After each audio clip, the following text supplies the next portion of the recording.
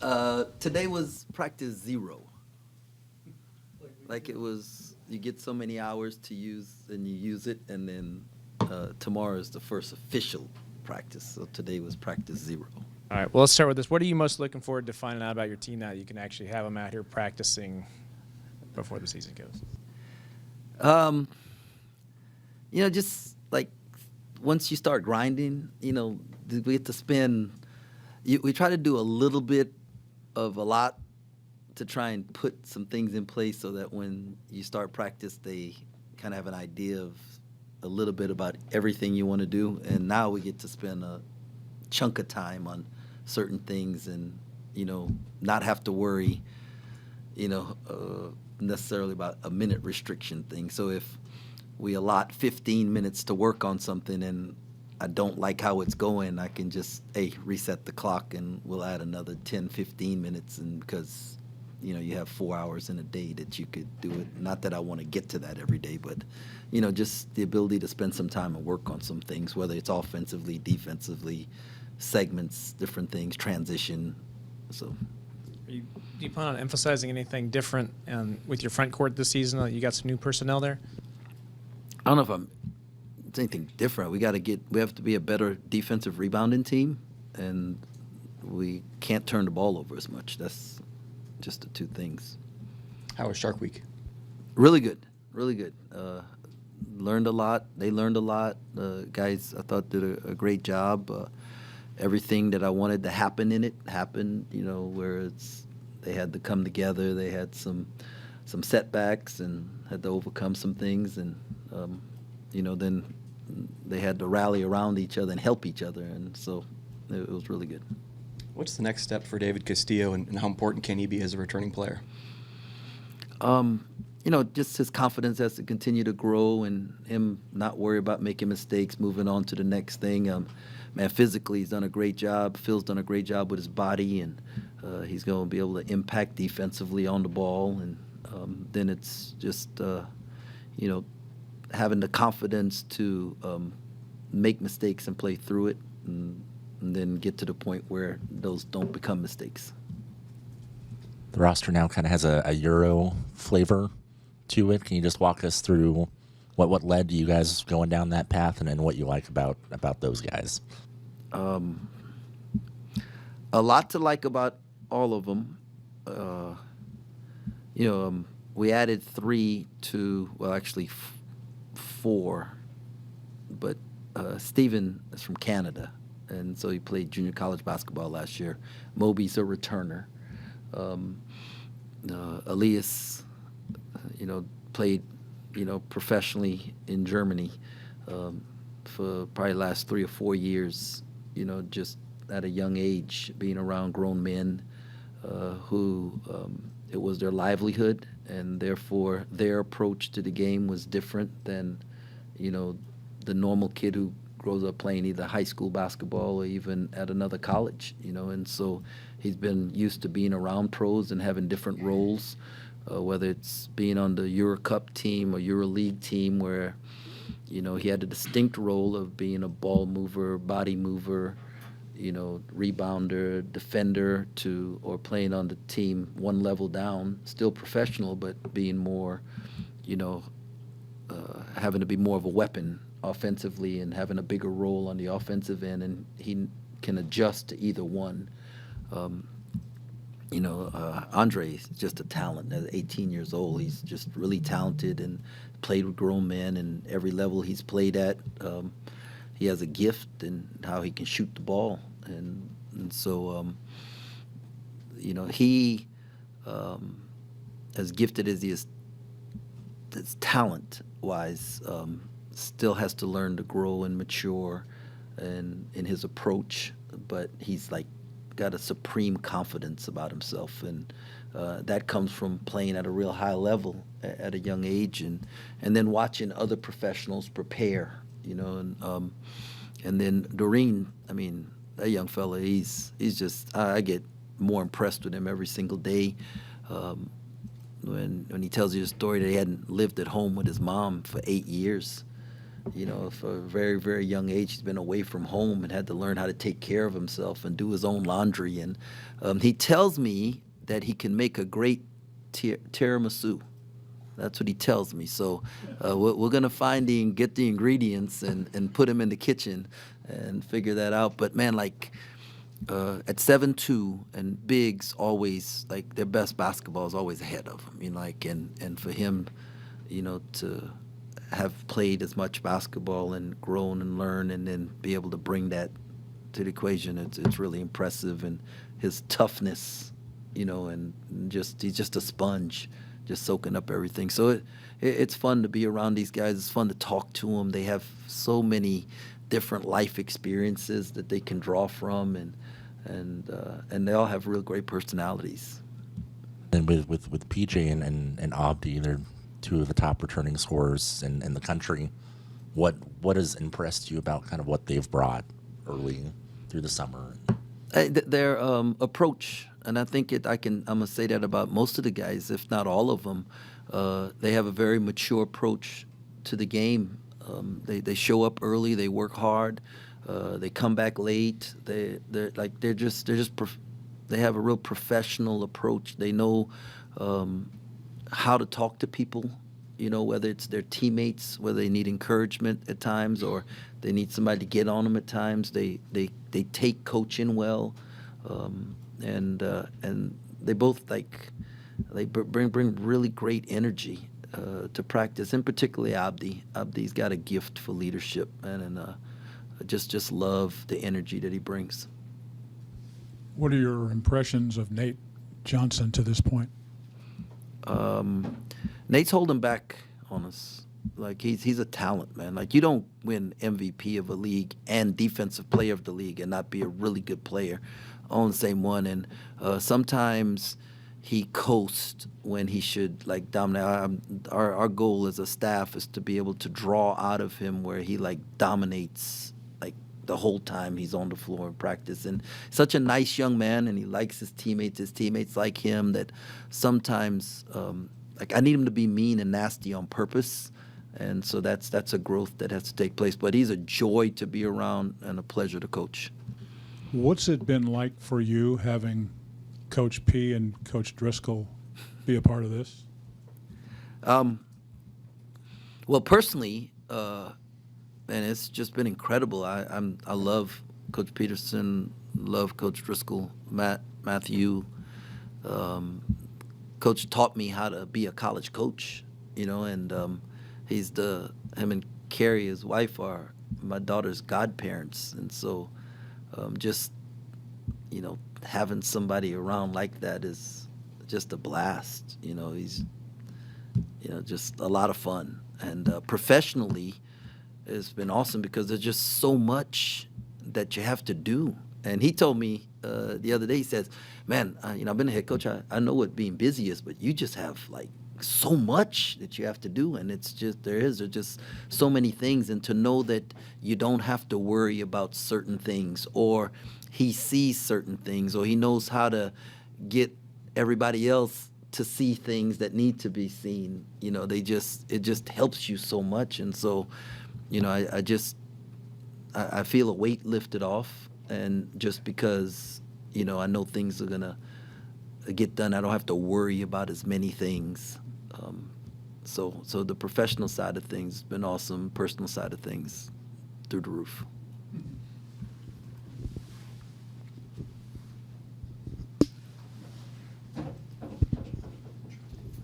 Coach, you got a lot of size, and among those guys, a lot of different body types, a lot of different builds.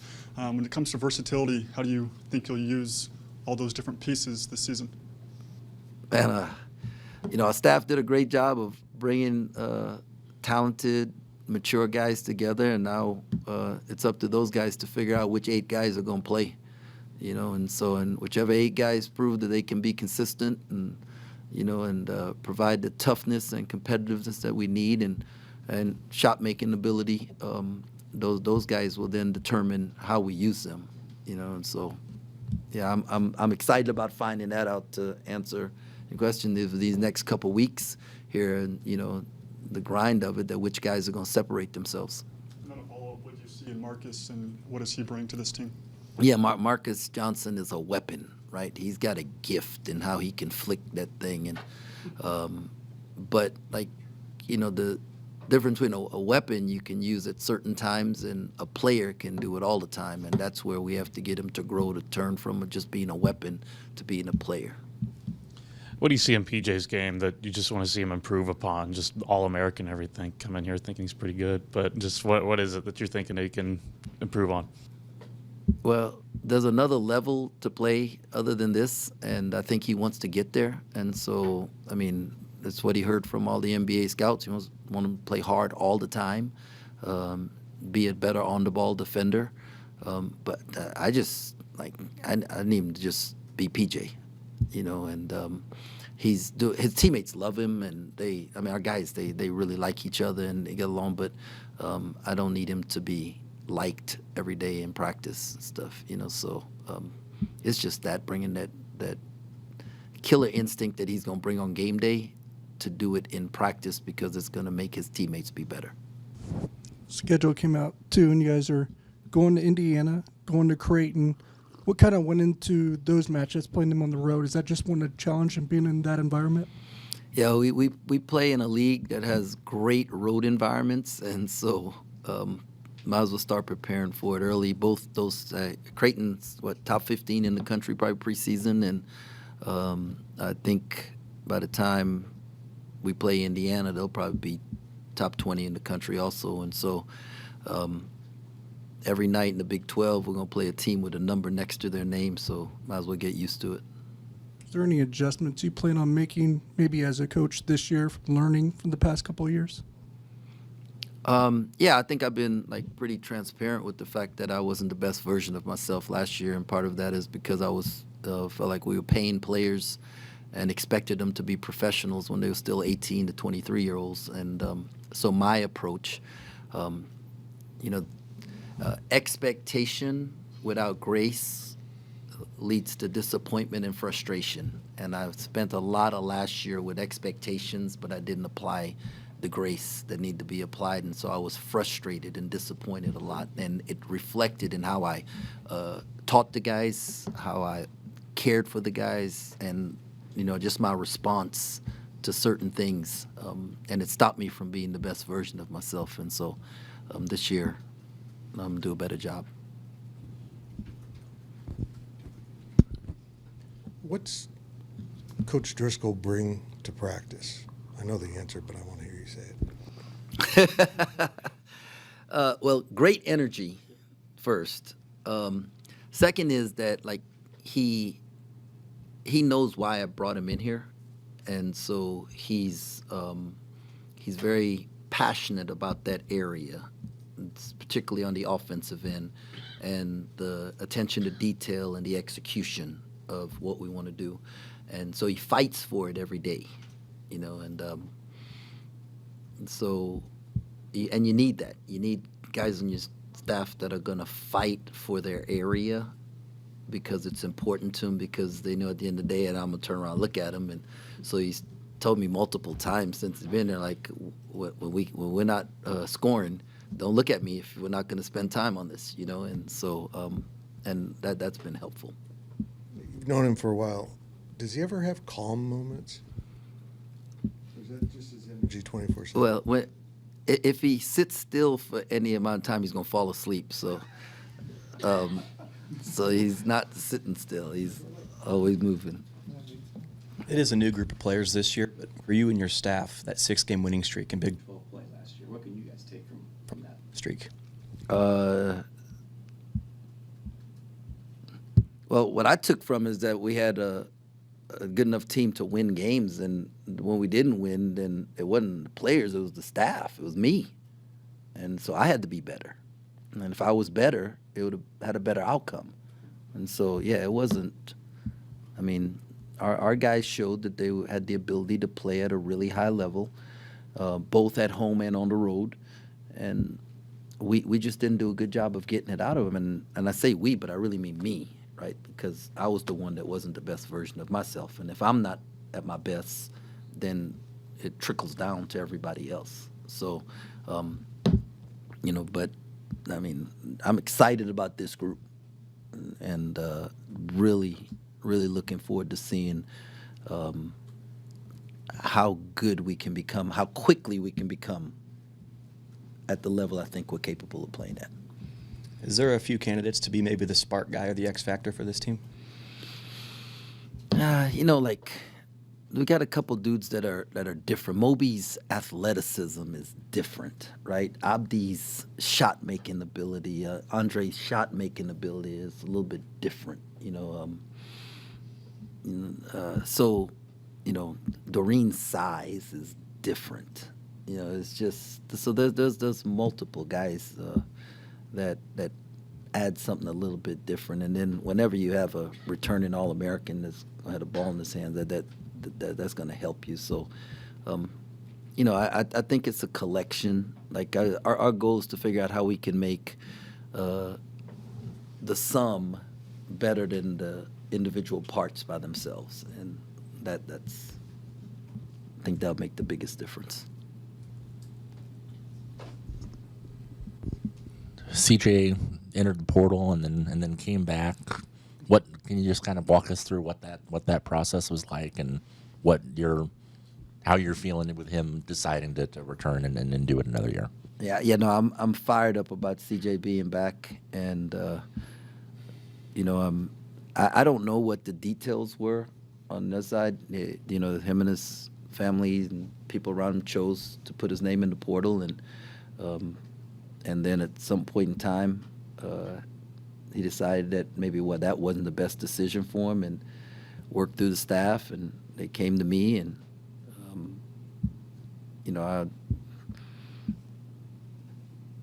I don't know that I wasn't fired up at first, and but thankfully you got a staff around you that's going to look you in the eyes and say, "Don't be an idiot. Let's examine this and let's look through it." And had some really good conversation with CJ, and and I told him, once I made the decision that was going to let him come back, then nothing that happened was going to affect what's going forward. And so, and he's been great. He's been great, and so excited to have him. I think he's going to contribute to us winning this year. He started for us last year, and there's not very many 6'5" guys with 6'7" wingspan that can play the point for you, and and so God blessed him with the measurables, and now he's got to continue to work and put in the time so that he can become the best player he's capable of being.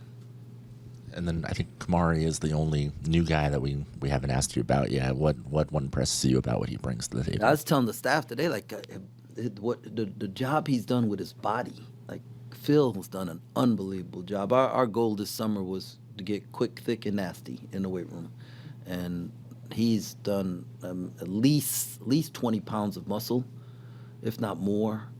Just looked different out there, running into guys and stuff. Now he's got to learn how to move with that extra 20 pounds. If we gave somebody 20 pounds to move around with it, they might not move the same way at first, but his ability to finish around the rim, I think he's like close to 70%, if not higher, finishing at the rim, and a lefty. And so yeah, he does a good job. Really good teammate, and very mature in how he handles tough situations. And so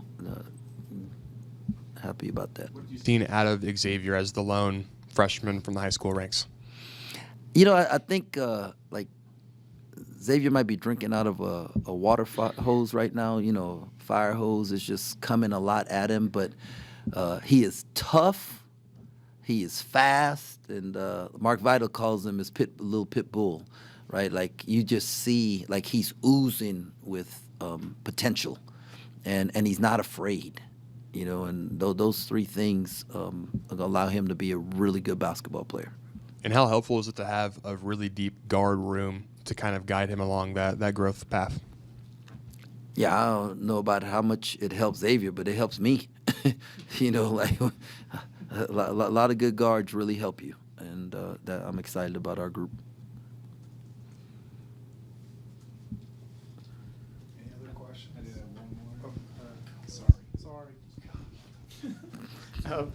NIL was a bit of a distraction last year with Coleman and a few other things going on. Just with the change in that landscape now, and just how readily NIL and revenue sharing is, do you think that that's a problem anymore, or just what are your thoughts on that? Wow. Well, unfortunately for Coleman, his NIL information got out there, and then people just, or some of it, or speculations of it, and like people harped on it.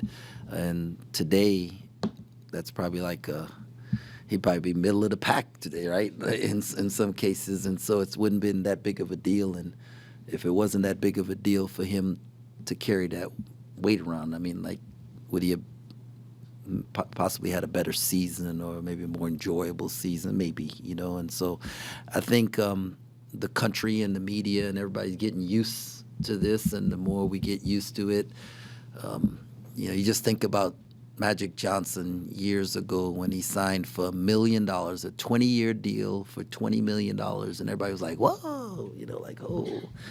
And now dudes are getting $50 million a year, and they're underpaying him. Like Micah Parsons, they wouldn't pay him in Dallas, and everybody's pissed how much he was asking for. And so once I think people get used to some things, they don't become as big of a deal, and so that's going to help the young people. I think the people around these young men and women are realizing how much of an impact that can have when that information gets out, or any of it, and so they're being more careful with that for them. And I know for me personally as a coach that it's having gone through it, I know that I have a different approach on how I handle those things, and so it's helping me.